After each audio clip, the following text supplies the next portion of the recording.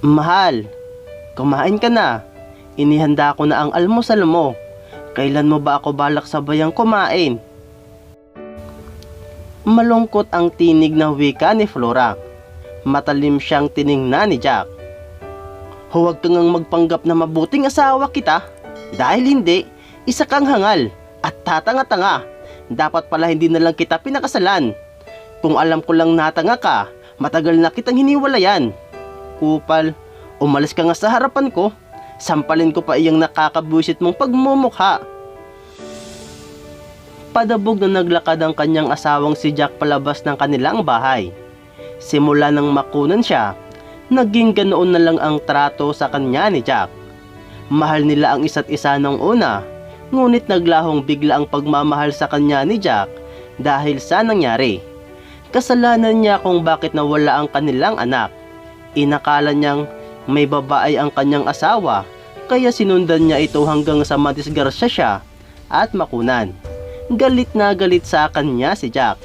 At matapos ang araw na iyon, hindi na naging maayos pa ang pakikitungo nito sa kanya. Umuwi pa rin ito sa kanilang bahay, ngunit magkaiba na sila ng kwarto. At ng araw ding iyon, hindi na sila muling nagsiping pa. Naluluhang naupo na lamang si Flora habang nakatingin sa pagkain inihanda niya. Palagi siyang naghahanda ng almusal para may laman ng tiyan ng kanyang asawa. Ngunit ni minsan, hindi kinain ni Jack ang pagkain inihanda niya. Hindi pa naman siya nasasaktan ni Jack ng pisikal, ngunit masakit ito sobra kung magsalita. Hanggang kailan mo ba ako sasaktan ng ganito? Lumuluhang bulong ni Flora sa sarili. Itinabi na lamang niya ang natirang pagkain. Iyon na lang ang kakainin niya mamaya. Wala naman siyang aasahan sa kanyang asawa. Gabing-gabi na naman iyon uuwi at diretso tulog na. Tapos pagsapit ng kinabukasan, aalis na ulit para pumasok sa trabaho. Mataas na rin kasi ang posisyon ng kanyang asawa. Habang si Flora naman, may kinikita rin sa pagiging reseller niya. Noong una, wala siyang pera dahil hindi pa siya nagre-reseller at naisip niyang mas mainam na meron siyang pera. Sinubukan niyang manood ng movie, ngunit wala siyang napiling panoorin, kaya natulog na lamang siya. At pagsapit ng hapon, lumabas siya sa kanilang bahay. Naglakad-lakad siya. Tinitingnan niya ang mga batang naglalaro sa labas. Malungkot siyang ngumiti. Kung hindi lang sana siya nakunan, kasama niya sanang naglalaro sa labas ang kanilang anak. Ay piste! Sigaw niya nang may lumipad na kung ano sa kanyang kinatatayuan. I'm sorry, hindi ko sinasadya. Uwi ka ng isang lalaking mayroong magandang pangangatawan. Napatitig si Flora sa lalaki. Isang taon na rin ang lumipas, simula nang maging kapitbahay niya ang lalaking iyon, pero hindi niya ito pinapansin at kinakausap. May asawa na kasi siya, kaya lumalayo siya sa kahit sinong lalaki. Sa pagkakaalam niya, sa edad na 47 years old, single pa rin ito. Namatay kasi ang mag-ina niya kaya nanatili pa rin siyang single. Ayos lang. Sa susunod, ayusin mo na. Baka kung ano na ang tumama sa akin. Ani Flora bago ngumiti ng pilit. Pasensya na ulit. Hindi ko naman nakalaing tatalsik pala. Tugon ng lalaki. Napatingin si Flora sa likuran ng lalaki. Nag-aayos pala ito ng sasakyan. Kumunot ang noo niya. Napansin ko, sa tagal mong nakatira dito, palagi kang may inaayos na sasakyan. Anya habang sinisipat ang sasakyan sa likuran ng lalaki. Tumango ito. Oo, dahil iyon ang nakahiligan kong gawin. Libangan ko lang yan noong una, hanggang sa naging source of income ko na rin. Okay. Bakit dito ka pa nag-aayos? Wala ka bang shop? Pumiksi ang lalaki. Wala eh. At isa pa, masyado namang malawak dito sa garahe. Kaya ito na lang ang pinaka-shop ko. Paisa-isang kotse lang naman ang pinapupunta ko dito. Okay. Napatingin si Flora sa sasakyan niya. Medyo matagal na rin niyang hindi nagagamit iyon dahil hindi naman siya umaalis. At sa tingin niya, may sira na iyon. Wala pa naman siyang sapat na halaga para bumili ng bagong sasakyan. Tumikhim siya. Pwede bang sa susunod, magpaayos ako sa iyo ng sasakyan? Mahal ba? Wala pa kasi akong sapat na pera eh. Matagal ko na rin hindi nagagamit ang sasakyan ko. Dahil hindi naman ako umaalis. Pero sa tingin ko, magagamit ko na siya. Dahil balak kong gumalagala muna para makapaglibang. Anya sabay kagat labi. Kumunot ang noo ng lalaki. Bakit wala kang pera? Hindi ka ba binibigyan ng asawa mo? Hindi. At hindi rin ako nang hihingi. Tumango-tango ang lalaki. Alam naman niya na hindi na maayos ang pagsasama ng dalawa. Madalas kasi siyang nasa labas ng kanyang bahay at naririnig niya ang malakas na boses ni Jack sa tuwing sinisigawan si Flora. Sige, libre na lang. Libre ko na lang aayusin ang sasakyan mo kung may makita akong sira. Namilog ang mga mata ni Flora. Sigurado ka ba dyan? As in libre talaga? Tipid na ngumiti ang lalaki. Oo, ayaw mo ba? Pwede ka namang magbayad kung may pera ka. Napakorap si Flora bago ngumiti ng alanganin. Wala pa eh. Siguro bigyan na lang kita ng ulam. Ayos lang ba sa iyo? Medyo masarap naman akong magluto. Natatawang napailing ang lalaki. Sige, ayos na yon. Salamat sa effort kung sakali. By the way, I'm Clinton. Sa tagal nating magkapitbahay, ngayon lang tayo nagkausap. Ako naman si Flora. Oo nga eh, kasi umiiwas ako sa mga lalaki dahil nga may asawa na ako. Gusto kong ipakita sa asawa ko na tapat ako sa kanya. Pero iyon na nga, hindi ko alam kung tapat ba siya sa akin. Simula kasi nang mawala ang baby namin, hindi na maganda ang trato niya sa akin. Hindi ko na maramdaman na asawa pa ba ang tingin niya sa akin. Para kasing kaaway na. Ramdam kong kinamumuhian niya ako. Malumbay ang tinig ni Flora. Bumuntong hininga si Clinton. Malay mo, magbago pa siya. Hindi ako sigurado pero sana nga. Dahil masyado na akong nasasaktan sa pagtrato niya sa akin. Parang gusto ko nang sumuko sa relasyong naming ito. Pero bahala na. Hanggat kaya ko pa. Sige lang. Nag-iwas ng tingin si Clinton. Sige na, may aasikasuhin pa ako. Tumalikod na ang binata habang si Flora naman nakatingin lamang kay Clinton. Nanlaki ang mata niya nang bigla itong maghubad ng damit pang itaas bago sumuot sa ilalim ng sasakyan. Hindi na alis ni Flora ang tingin niya sa katawan ni Clinton. Ang ganda naman ng katawan ng lalaking ito. Halatang alaga. Hindi halata sa edad niya ang itsura niya, pati ang katawan niya. Ilang segundo ring nakatitig sa six-pack abs si Flora bago mabilis na tumalikod at pumasok sa loob ng kanilang bahay. Hindi naman kasi niya inaasahan na ganoon kaganda ang katawan ni Clinton, kaya napatitig talaga siya ng matagal. Kumusta ka naman, Ineng?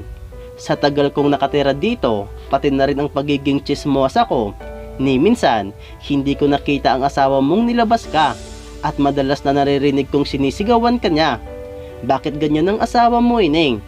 Pasensya ka na matanong ako ngayon na ako naglakas ng loob sa iyo na kausapin ka. Total, dati pa talaga kita gustong kausapin. Hindi lang ako makahanap ng magandang tiyempo at palagi ka rin kasing nasa loob ng bahay ninyo. Wika ni Aling Pasing, ang tsismosa nilang kapitbahay.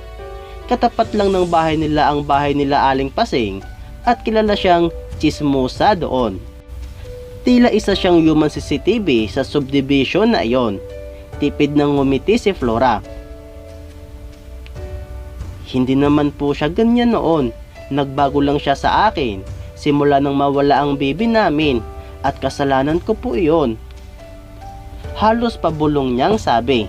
Napaawang ang labi ni Aling Paseng. Ay ganoon pala. Nako, bakit hindi na lang gumawa ulit ng bago? Magkantutan ulit kayong dalawa. Muntik nang masamid si Flora.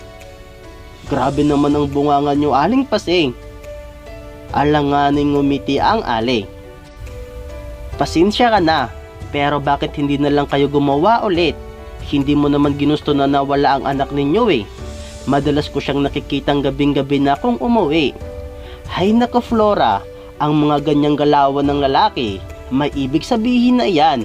May ibang babae na ang asawa mo, maniwala ka. Kinagat ni Flora ang pang-ibabang labi niya.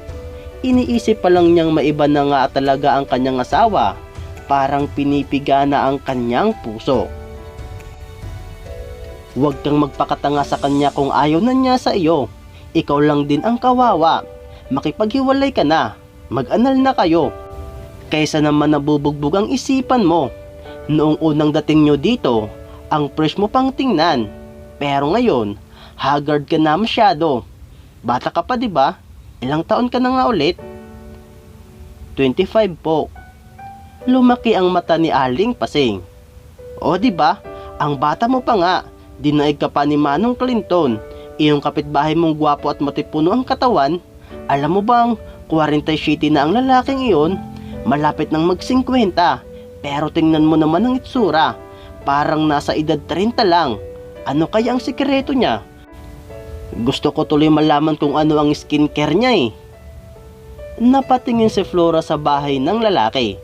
Wala si Clinton doon dahil may pinuntahan ito. Napaisip tuloy si Flora kung bakit hindi pa rin nagkakaroon ng pangalawang asawa si Clinton. Siguro ganoon talaga kapag hindi stress, kapag walang iniisip. Mag-isa lang siya sa bahay niyang iyan. Libangan niya ang pag-aayos ng kutse. Ang galing niyang magkalikot ng mga sasakyan. Totoo iyan.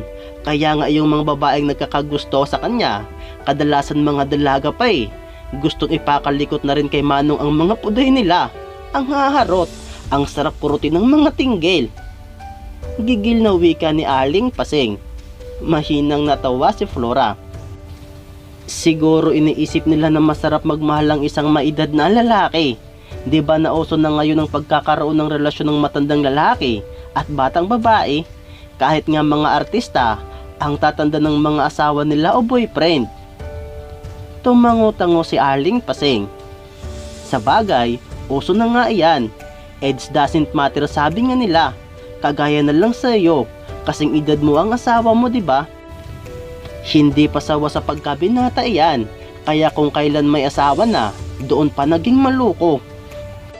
Hinihintay ka na lang ng asawa mong sumuko.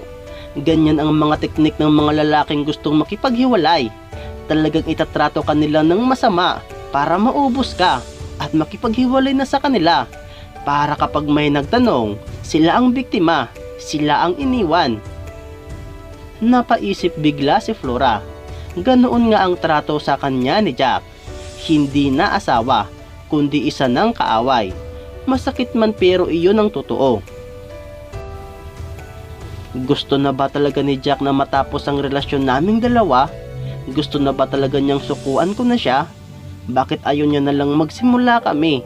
Bakit gusto niya pang matapos kung anong mayroon sa amin? Basta Ineng, payo ko lang sa iyo, huwag kang maging martir. Ikaw lang din ang kawawa sa huli. Sayang ang ganda mo. Marami ka pang mabibingwit na lalaking masigit pa sa asawa mo. 100% sure ako na may babae na ang asawa mo. Baka isang araw, magulat ka na lang. Nakasalubong mo na pala ang babae niya. O siya, dito na muna ako. Magluluto na muna ako ng hapunan namin. Naiwan na lang ng mag-isa sa labas ng bahay si Flora. Bumuntong hininga siya at saka tumingala. Nakatingin lamang siya sa kalangitan, ngunit blanko ang kanyang isipan. Maya-maya pa, dumating na ang sasakyan ni Clinton. Napatingin siya doon. Nagtama ang paningin nilang dalawa, ngunit nag-iwas din kaagad ng tingin si Clinton sabay suklay ng kanyang buhok gamit ang kanyang daliri. Manong, bukas ba may aayusin kang sasakyan? Ipapaayos ko na sana ang sasakyan ko para makapaggala-gala rin ako kahit papaano. Gusto kong maglibang eh. Napangiwi si Clinton sa pagtawag sa kanya ni Flora ng manong, pero hinayaan na lamang niya ayon. Hindi naman na kasi siya bata pa. Pangmanong na talaga ang edad niya.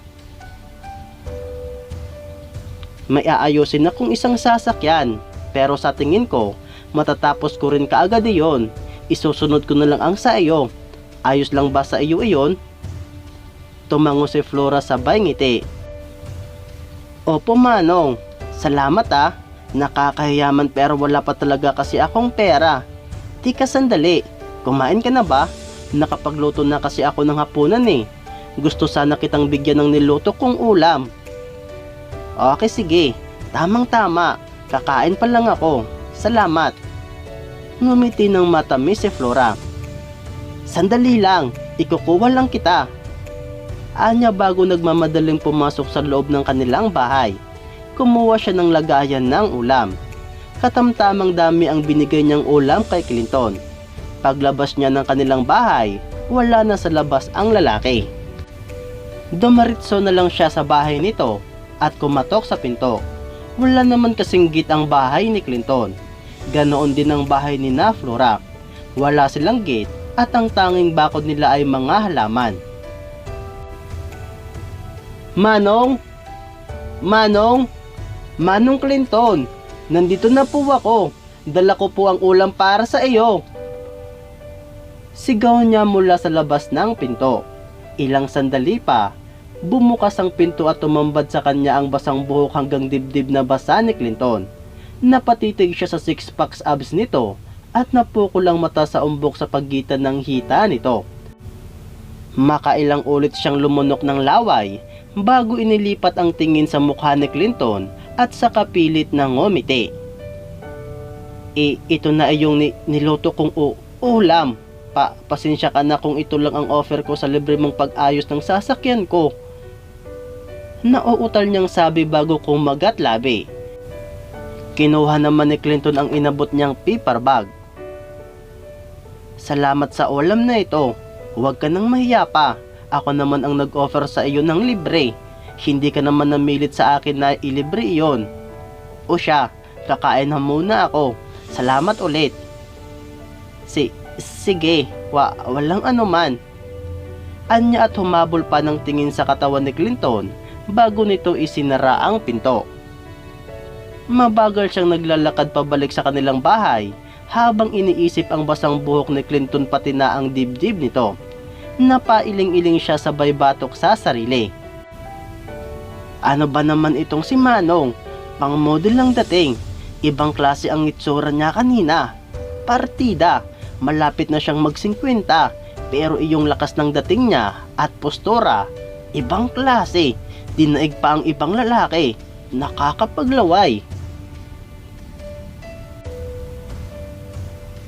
Hindi ako uuwi dito bukas. Maimportanteng lakad ako. Napaangat ng tingin si Flora sa kanyang asawa na nagmamadaling nagbibihis. Kauuwi lang kanina ni Jack sa kanilang bahay, ngunit nag-iimpake na kaagad ito ng gamit. Bigla siyang kinabahan dahil halos na yata ng gamit nito ang kanyang iniimpake.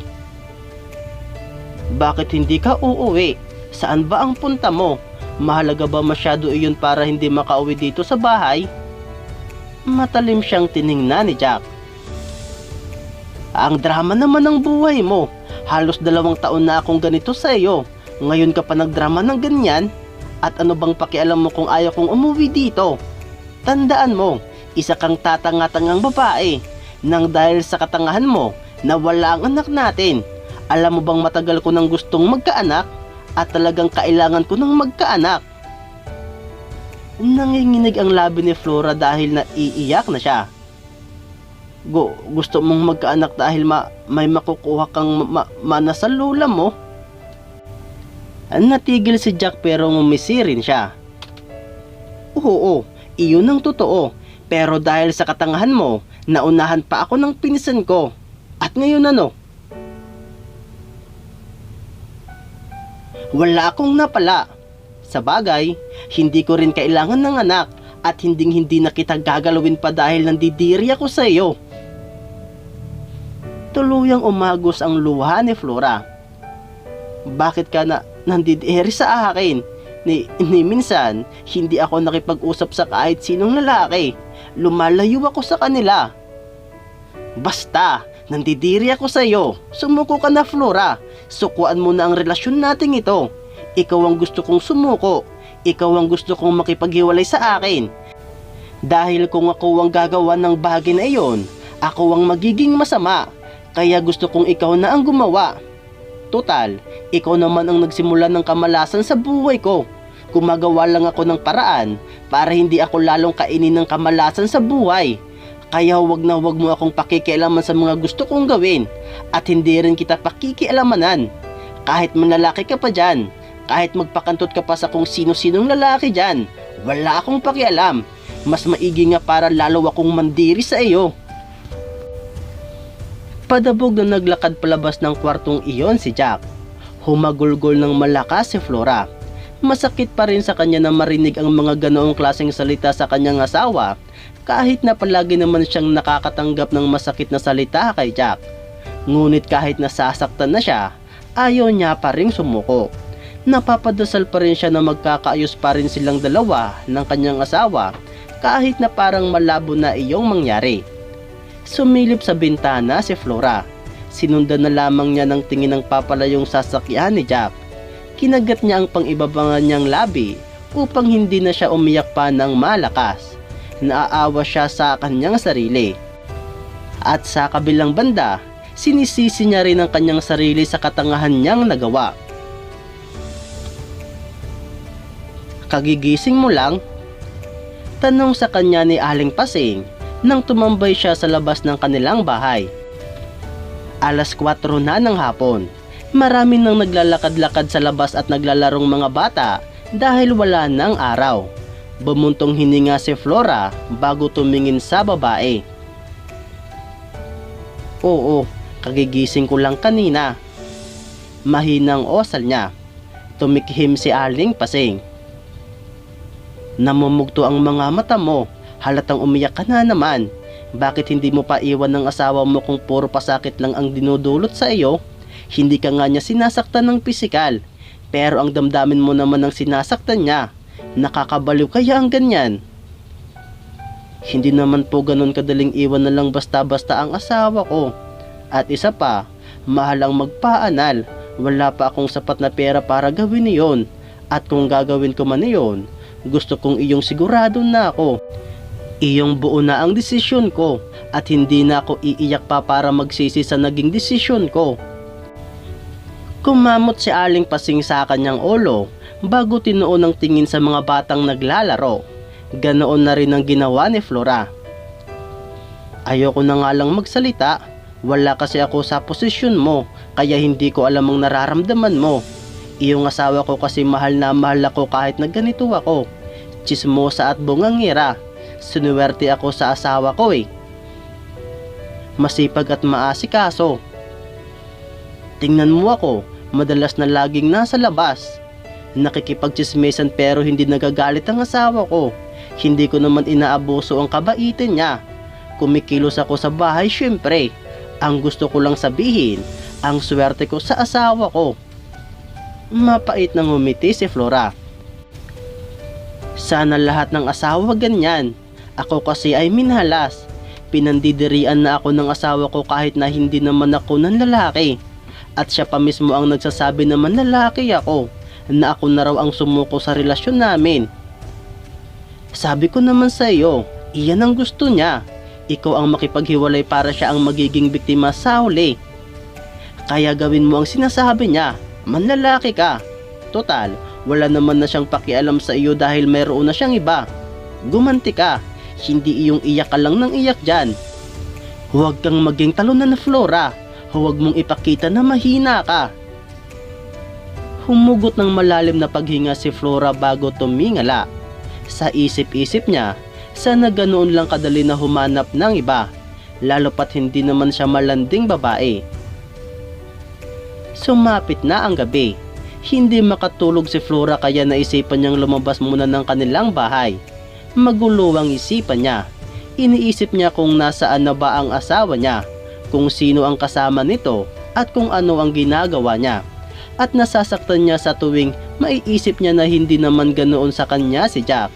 Sigurado siyang hindi siya iniisip nito. Bakit nasa labas ka pa? Hinihintay mo ba ang asawa mo? Napalingon si Flora at saka siya mabagal na umiling. Hindi naman iyon uuwi ngayong gabi. Lumikha ng tunog ang labi ni Clinton. Kailan mo pala balak magpaayos ng sasakyan? Baka kasi sa susunod, magiging busy na ako. Medyo marami ang nagme-message sa akin ngayon at mas gusto ko iyon para malibang ako ng husto. Tinitigan ni Flora si Clinton. Titig na para bang pinag-aaralan niya ang galaw ng labi nito at ekspresyon ng mukha. At habang tinititigan niya ang binata, lalong nagiging gwapo ito sa kanyang paningin. Lumunok ng laway si Flora habang nakatingin kay Clinton. Manong. Tumaas ang kilay ni Clinton. Yes? Maraming beses kumurap si Flora bago nagsalita. Kaya mo bang ayusin ang sirang buhay ko? Natigilan si Clinton habang nakatingin kay Flora. Ilang segundo rin iyon bago siya mahinang natawa. Sasakyan lang ang inaayos ko, hindi buhay ng ibang tao. I'm sorry. Uwi ka ni Clinton bago pumasok sa loob ng kanyang bahay. Napakagatlabi si Flora bago rumagasa ang luha niya sa mata. Habang si Clinton naman ay nakasilip sa kanya ng patago mula sa kanyang bintana. Nakaramdam siya ng awa para sa dalaga, ngunit wala siyang gustong gawin. Manong, kumusta yung sasakyan ko? Maaayos pa ba siya? Kagatlabing tanong ni Flora nang mailapag niya ang niluto niyang ulam sa maliit na misa doon. Maayos pa naman, kaso may mga dapat nang palitan.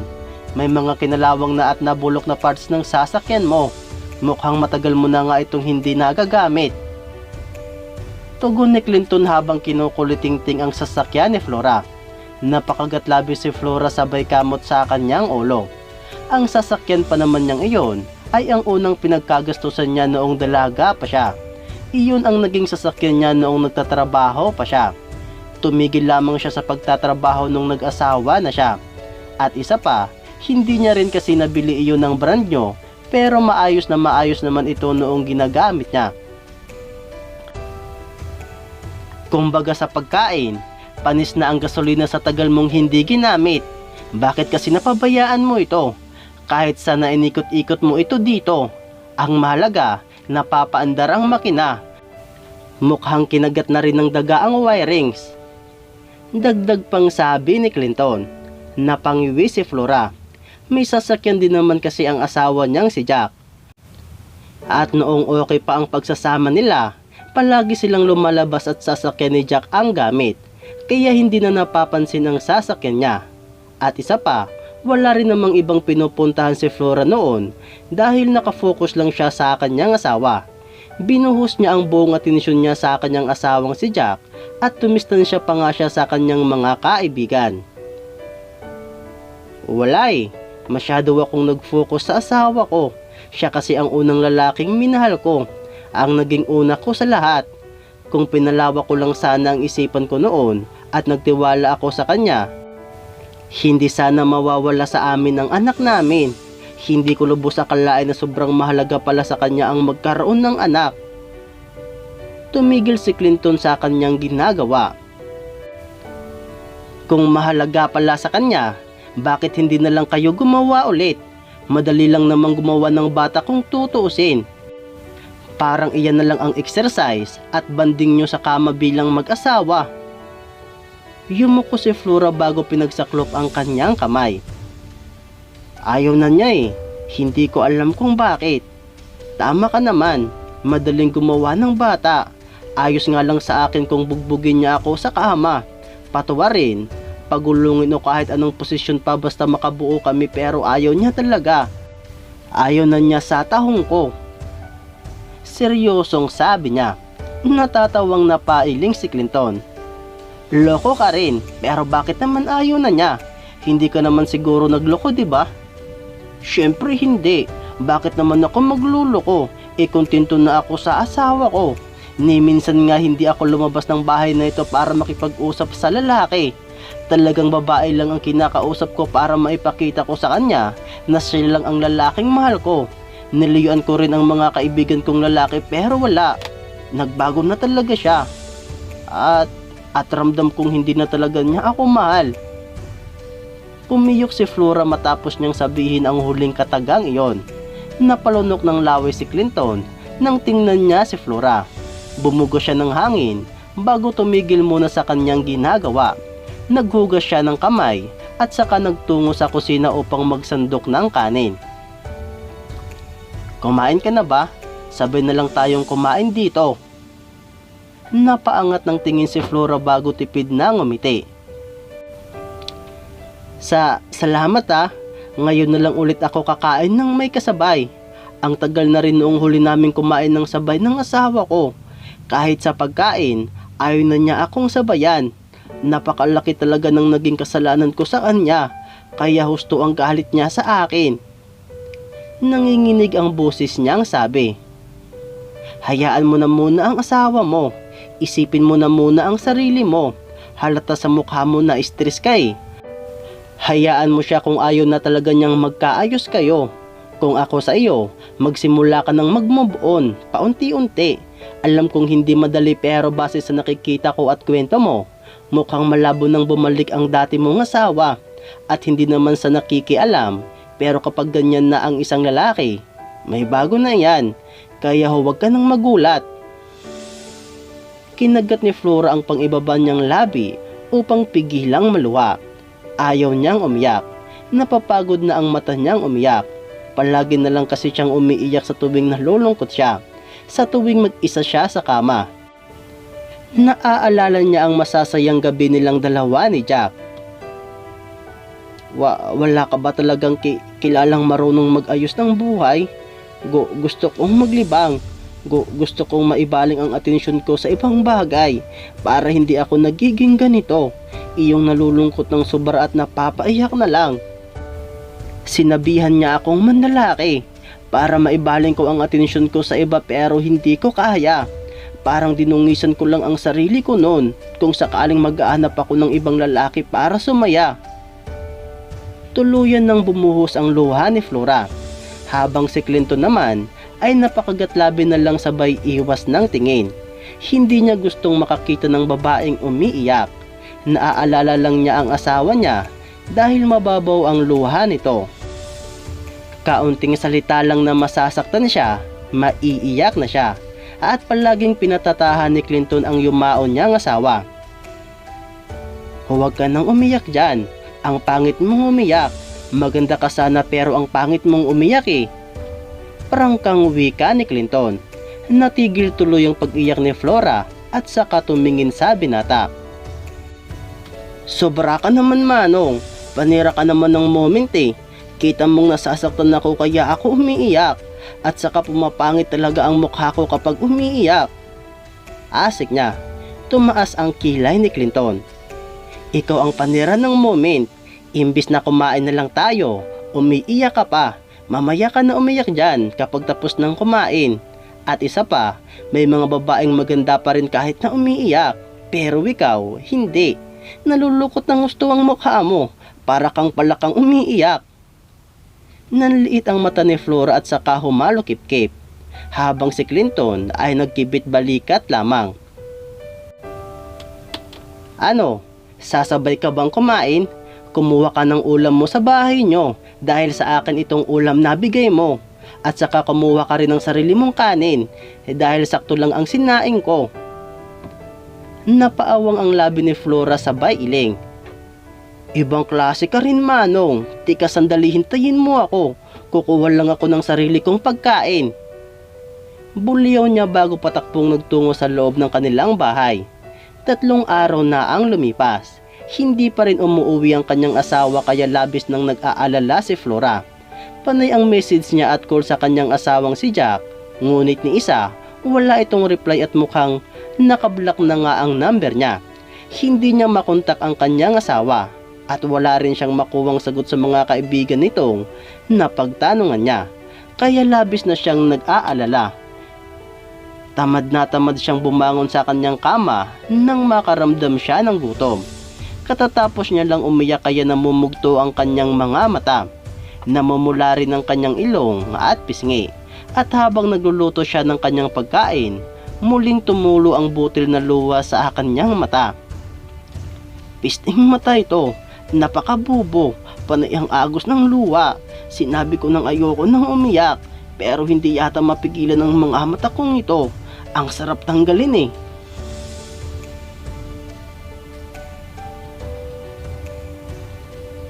Pinahid na lamang ni Flora ang kanyang mga luha habang patuloy sa kanyang ginagawa. At nang matapos siyang magluto, tumingala siya upang pigilang maluha. At nang masigurado niyang hindi na siya iiyak, doon niya lang tinuon ang tingin niya sa pagkain. Mabagal siyang sumusubo ng pagkain dahil kahit gutom na siya, tila wala siyang ganang kumain. Sumulyap siya mula sa bintana at nakitang hapon na. Ilang oras na lang, lulubog na naman ang araw at magdidilim na ang kapaligiran. Lilipas na naman ang araw na hindi niya kasama ang kanyang asawa. Iyon ang unang pagkakataon na hindi niya nakasama ng matagal si Jack. Madalas kasi na isang araw lang ang tinatagal na hindi niya ito nakakasama. Pero ngayon, ilang araw nang wala ang asawa niya. Pinilit na lamang ubusin ni Flora ang pagkain sa kanyang harapan bago bumalik sa kanyang kwarto. Pinagmasdan niya ang kanyang sarili sa salamin. Napagtanto niyang stress na ang itsura niya, na kahit maganda siya, halata sa mukha niya ang pagiging stress. Kaya naman nagtungo siya sa banyo at saka naghilamos. Bahagyan niyang inayusan ang sarili. Naglagay siya ng kaunting kolorete sa mukha upang maging maaliwalas ito kahit paano. Kahit na halata pa rin umiyak siya ng matagal. Lumabas siya ng bahay at nakita niyang mainaayos na sasakyan si Clinton. Naupo siya sa tapat ng kanilang bahay at saka pinagmasdan ang mga batang naghahabulan. Napansin siya ni Clinton kaya tumigil ito sa kanyang ginagawa. Kumunot ang noo niya nang makita ang itsura ni Flora at napagtantong namumugto ang mata nito. "Pumapangit ka na." Napatingin si Flora kay Clinton. "Ha? At paano mo naman iyon nasabi, Manong?" "Dahil panay ang iyak mo, nakakapangit iyon." Bumuntong hininga si Flora. "Manong, hayaan mo na nga kung ano ang maging itsura ko. Bahala nang maging pangit. Wala eh, ilang araw nang hindi umuwi ang asawa ko. Sinong hindi maiiyak doon? Panay ang tawag ko at message sa kanya pero walang response. Mukhang nag-i-enjoy siya masyado habang wala ako sa tabi niya. Hindi na yata talaga ako mahal ng asawa ko." Mapait niyang sambit. Tumikhim si Clinton habang pinupunasan ng grasa sa kanyang kamay. "Kung ganoon naman pala, bakit hindi mo na lang subukang libangin ang sarili mo sa ibang bagay kaysa umiyak ka ng umiyak? Kung hindi ka na mahal ng asawa mo, kailangan mo na iyong tanggapin kaysa magmakaawa ka sa kanya na mahalin ka ulit. Magmumukha ka lang kaawa-awa at tanga sa parting iyon." Mahinang tumawa si Flora. "Madaling sabihin pero hindi madaling gawin. Kung ikaw ang nasa kalagayan ko at kung alam mo lang ang nararamdaman ko, baka hindi mo magawa ang sinasabi mo sa akin ngayon. Mahirap mag-let go ng taong mahal na mahal mo at iyon ang nararamdaman ko ngayon, na kahit hindi na asawa ang turing niya sa akin, mahal ko pa rin siya. Mahal na mahal. Hindi nagbago ang pagmamahal ko sa kanya mula noon hanggang ngayon." Bumuntong hininga si Clinton bago tumingin sa mga batang naglalaro sa kalsada. Naisip niyang bigla ang mag-ina niya. Aminado siyang nahirapan siya ng sobrang tanggapin na nag-iisa na lang siya. Sobrang hirap para sa kanya na isiping na wala na lamang bigla ang pinakamamahal niya sa buhay. "Alam ko naman iyon, pero kailangan mong magpatuloy sa buhay. Kung sa kanya lang iikot ang mundo mo at palagi kang iiyak, walang mangyayari sa iyo. Aminado ako na sobrang hirap mag-let go. Sobrang hirap sa akin na isiping wala na ang mag-ina ko. Hanggang sa isang araw, nagising na lang ako. Napaisip na kailangan kong magpatuloy sa buhay. Kailangan kong tanggapin ang mga bagay na hindi na maibabalik pa sa dati. At iyon ay ang makasama ko pa ulit ang mag-ina ko. Ang pagkakaiba lang natin, buhay pa ang sa iyo. Pero para sa kanya, wala ka ng halaga. Kaya mag-isip ka ng husto, Flora. Bata ka pa. Marami ka pang makikitang lalaki dyan. Iyong pahalagahan ka at mamahalin. Napatitig si Flora kay Clinton. Tinuon din ng binata ang tingin nito sa kanya. Kaya nagtama ang kanilang paningin. Kitang-kita ni Clinton ang matinding sakit at pait sa mga mata ni Flora. Naunang nag-iwas ng tingin si Flora dahil tumingala siya upang mapigilang maluha. Bakit kaya ganun, no? Kung sino pa ang tunay na nagmamahal, sila pa ang iniiwan, sila pa ang niloloko. Kung may gamot lang sana na pwedeng inumin para makalimutan ko ang asawa ko, ginawa ko na. Kung ganito lang din pala ang mararanasan ko sa kanya, matagal ko na sana siyang binaon sa limot. Hindi na nga napigilan pa ni Flora na maluha, kaya napayo ko na lamang siya habang umiiyak ng walang ingay. Bumuntong hininga si Clinton at saka lumapit kay Flora. Nag-aalangan man ngunit tinapik-tapik niya si Flora sa balikat. Nanlaki ang mga mata ni Flora. Simpleng tapik lamang iyon, ngunit tila ba gumaan ang pakiramdam niya at nagustuhan niya ang pagtapik na iyon ni Clinton. Huwag kang mag-alala. Tatawanan mo na lang ang ganitong sitwasyon mo ngayon kapag nakapag-move on ka na. Maiisip mo na sinayang mo lang ang luha mo sa taong hindi naman dapat iniiyakan. Pinahid ni Flora ang kanyang mga luha bago tumingin kay Clinton at saka matamis niya itong nginitian. Salamat Manong ah. Salamat sa mga sinabi mo. Medyo gumaan ang pakiramdam ko. Napalunok ng laway si Clinton at agad na nag-iwas ng tingin. Inalis na rin niya ang kamay niya sa balikat ng dalaga. Walang anuman. Kumunot ang noo ni Flora bago kinuha ang kamay ni Clinton at inilagay sa kanyang balikat. Ikinagulat naman iyon ng binata. Pasuyo mo na sandali Manong. Patapik-tapik muna ako sa balikat para gumaan ang pakiramdam ko. Nakakatulong pala ang simpleng pagtapik sa balikat. Malamyos ang tinig niyang wika. Makailang ulit namang lumunok ng laway si Clinton bago tinapik-tapik ang balikat ni Flora. Sige. Nginitian lamang siya ni Flora bago mariing pumikit at dinama ang pagtapik niya sa balikat nito. Habang siya ay bigla na lang mabilis na tumibok ang puso habang nakatingin sa magandang mukha ni Flora.